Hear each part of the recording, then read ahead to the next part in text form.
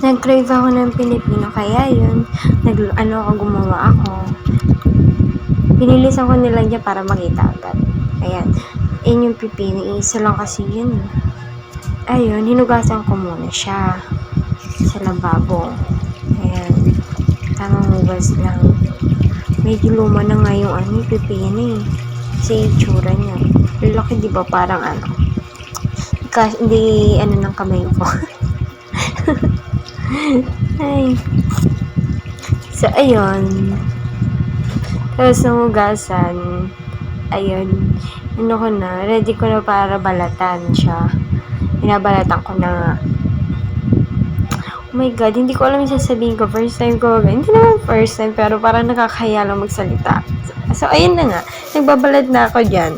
Ayun kasi pakita mo nga ako, nakakahiya. Shy type ako ngayon. Nagbabalad ako. Sobrang kakapal ng balad ko dyan. Kasi minamadali ko na nga. Sa kwarto lang ako. Dito ako gumawa. Para, walang magulo, diba?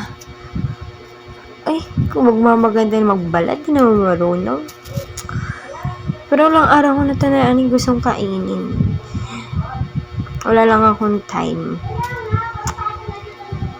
Ngayon na lang ako gumawa nito. Sana magustuhan nyo. Ay, magugustuhan. Boring nga eh. Kahit ata boses ko boring, my gosh. I gonna do, ano ba to? My God, na-metablog yung utak ko. Pag-uusayin ko pa mo ng konti. Ayun, nag-iway ako.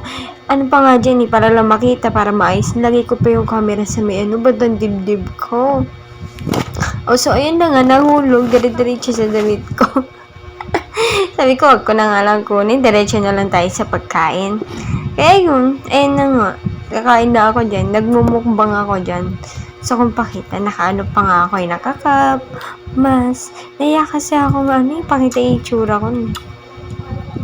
May natasan kayo, mas. Sana maingganyo kayo sa kain ko. Sarap na sarap pa naman ako dyan. Pakinggan nyo na lang yung sounds niya.